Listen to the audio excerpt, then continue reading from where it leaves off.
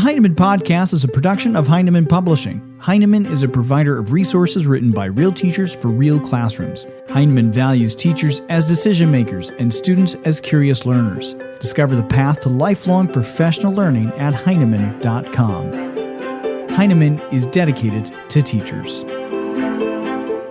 I'm Brett from Heinemann. Today in the Heinemann Podcast, how do we have productive conversations that help surface a student's mathematical thinking? We confer often with our readers and writers, but these conversations are just as needed in mathematics. What does it look like to talk with students about their mathematical thinking so that their thinking grows? How do we know when to step in and when to nudge? In Jen Munson's new book, In the Moment, she offers educators clear guidance for conferring with your students in math, responding to their thinking, and helping them grow their mathematical ideas. Our conversation begins with learning to embrace opportunities for what Jen calls productive struggle.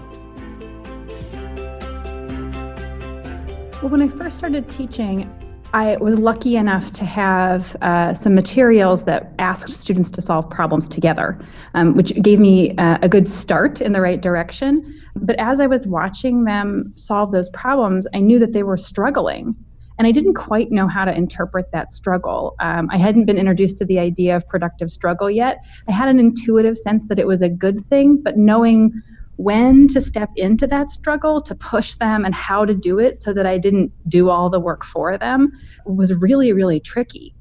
I found that I had to read the kids to decide when I had done the right thing. I would know from what they said back to me if I had made the right move. But I learned by reading their responses when I would ask a question and then ask it again and ask it again, and I kept getting blank stares or sort of hesitant responses. I knew I was just on the wrong path. When I was asking a question and all of a sudden, their eyes would light up or they would start to talk. And even if it wasn't what I expected that they were going to say, but I could hear their voices, I knew I was on to something. And I didn't always know what I was on to, but at least when I was hearing their voices and I was hearing their thinking, I knew I was at least on to their thinking rather than my own. Mm-hmm. So you've taken that, you've learned quite a bit, you've taught at a number of different schools across the country. From your perspective, what should a productive math conversation look or sound like? Well, when you step into students' thinking in the midst of them working, we know that they're not there yet, right? Mm-hmm. You're in the middle of their process. And what it should sound like is it should sound a little messy. It should sound like thinking that is evolving. The opportunity for teachers to find out, what are you thinking right now? Even though it's not fully formed, you haven't perhaps found an answer yet, and you may even be doubting your own thinking. It should first look like getting a sense and getting your mind around what students are thinking right now.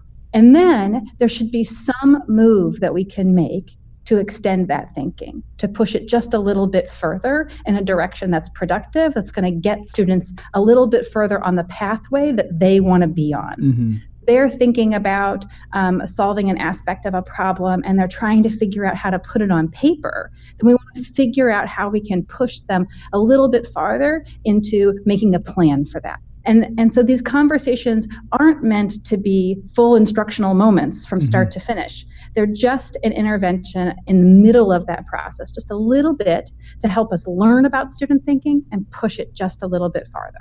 When you talk about math conferring, how is it different from other kinds of conferring?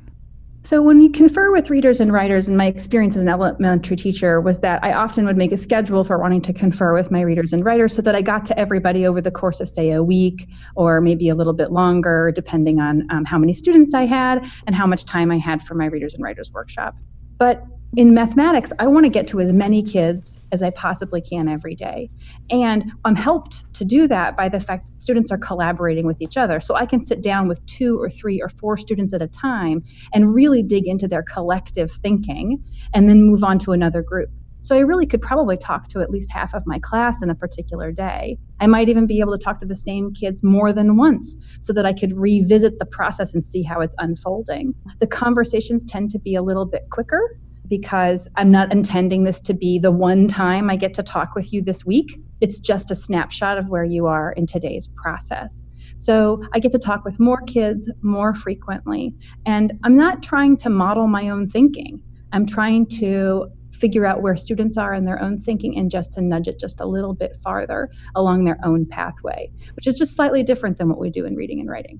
There's two things that you write about in the book, and I want to ask you about both of them. You write a lot about nudging. You give us a tremendous amount of advice of when to nudge, how far to nudge, strategies on nudging. I want to ask you a little bit more about that, but I also want to kind of marry that to, you write about surfacing a student's thinking. So how do we best nudge, and how do we best surface a student's thinking? Well, surfacing students' thinking, it has to come first. And it's the most important job that we're going to do in that conversation. We can't figure out how to push a student's thinking if we don't know what it is. And oftentimes students' thinking is, like I said, still in process, but also it's communicated in ways that are difficult to interpret. Kids don't always communicate their thinking in ways that are linear, step by step. They often start sentences and then restart them, and they may talk in circular ways. Their language may be imprecise because they're still learning the language of mathematics. So all of these things make just understanding what students are thinking and in giving them the opportunity to grapple with describing it really, really challenging, but fundamentally important. So the first thing we have to do is ask as many questions of students as we possibly can to find out, what are you thinking? What's important about that is that first, it's a chance for formative assessment. Like, I get to learn exactly what you're thinking right now. I get to learn where you are in your learning in this very instant. It's the most immediate form of formative assessment I can imagine. But also, the students themselves get a tremendous benefit from the chance to articulate that thinking. Putting their thinking in words is hard, and it's an act of learning itself to describe your thinking. Anybody who's ever been asked to try to describe a thought that's just beginning to come together in their mind knows, like, putting that into words is hard, and you learn a little something about what you're thinking as you try to put words to it. And research shows that this is what students are doing when you elicit their thinking and you probe their reasoning, that they're not just reporting out to you something that's already in their minds, they're actually putting the pieces together as they're talking. So those two things are happening at once, and it's incredibly important.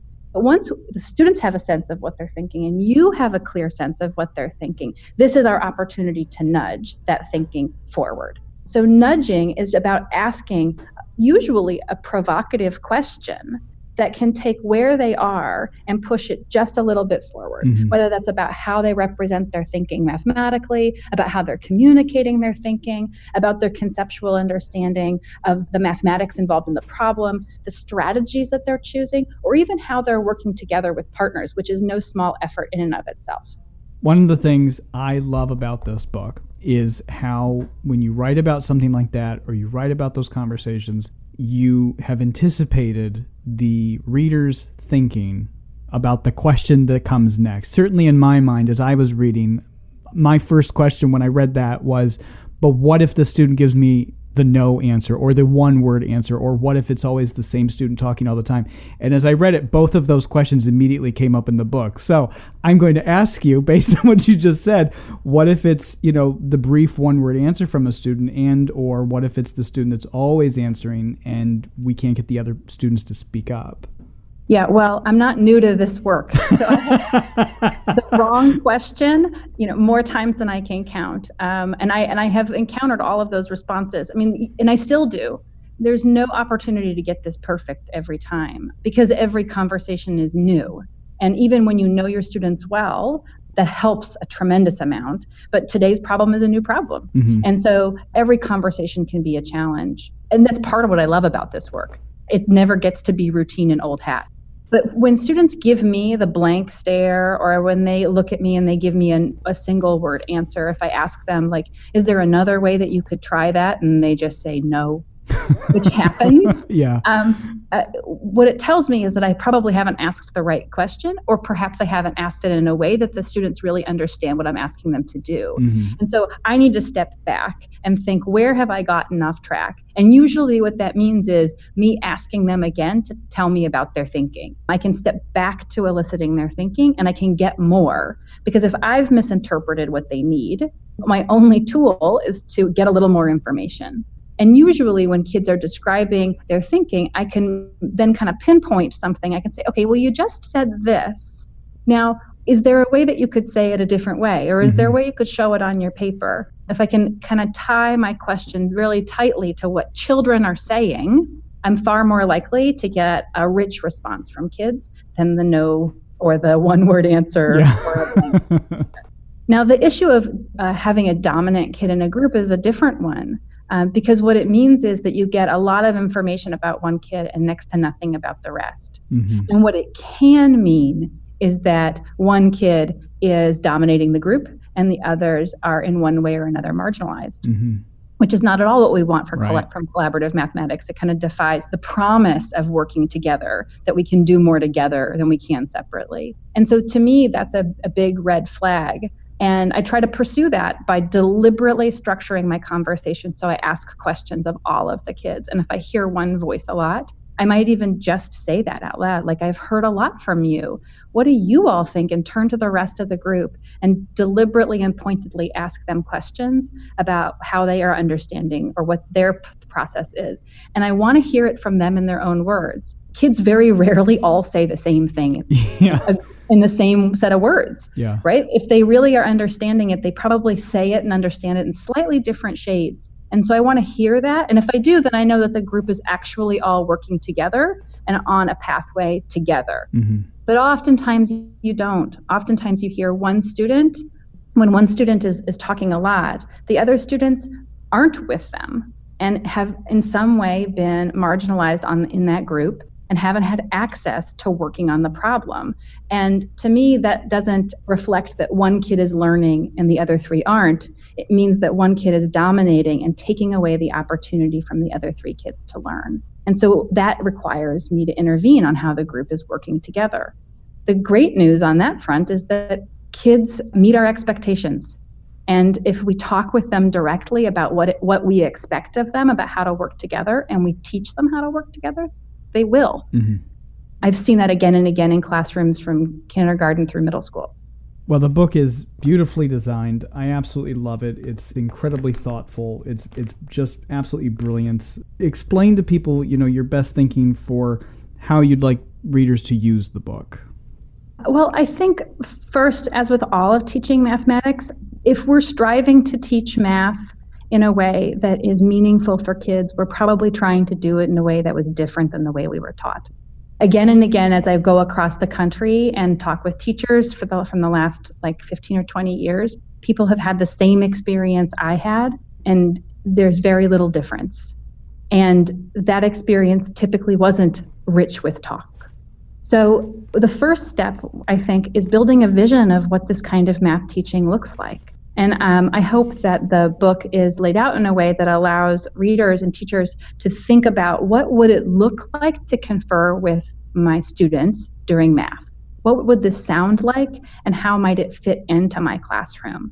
There are written examples and videos that hopefully can establish that kind of vision. And I think that's really the first step, is trying to figure out what it looks like. Then second, knowing what it looks like isn't enough to be able to make it happen in your classroom. And I know as a teacher that I have often seen some really gorgeous teaching and then gone back to try to implement it in my classroom and realize how hard the mechanics of that work actually are. So what I hope to do is to kind of take apart the practice of conferring into some pieces that make them learnable and that we can practice in classrooms. And so that teachers can use both the text in the book and also the video examples to think about how to practice with different parts of what it means to confer. Like, how do we surface student thinking and figure out where kids are? What does it mean to nudge like this? What does it mean to nudge like that?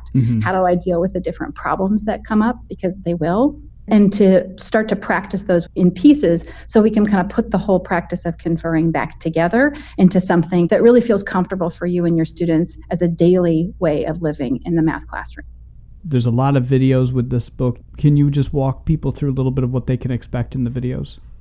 So I collaborated with two teachers in a school that serves a predominantly Latinx and Pacific Islander population in a Title I school in Northern California. They serve some of the students that people often say, can't do the rich math work that you will see them doing in these videos. and they are able to make conferring and rich math work in their classrooms. So one thing that you'll see in the videos is a fourth grade teacher, Mary, and a second grade teacher, Faith, talking with their students about the mathematics that they were doing on the days that we came to film. And it's just the math that they were doing that day and just the conversations that they were having with kids on those days. And those conversations include everything that the particular kids in front of them happen to need in those moments.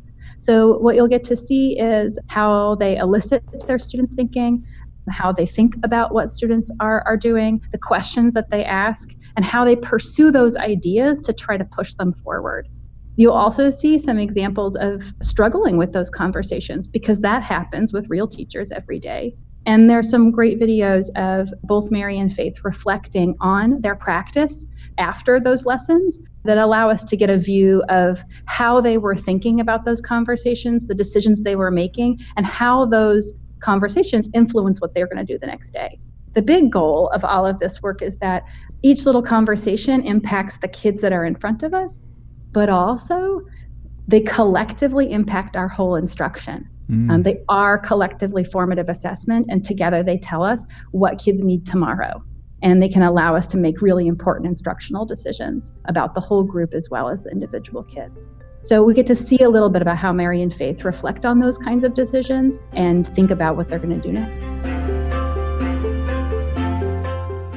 My thanks to author Jen Munson for her time today. Her new book, In the Moment, Conferring in the Elementary Math Classroom, is available now from Heinemann.com. It comes packed with videos where you can observe Jen work with teachers and students on math conferring. If you'd like to see a sample of those videos or learn more about Jen, be sure to visit the Heinemann blog at blog.heinemann.com. Thanks for listening.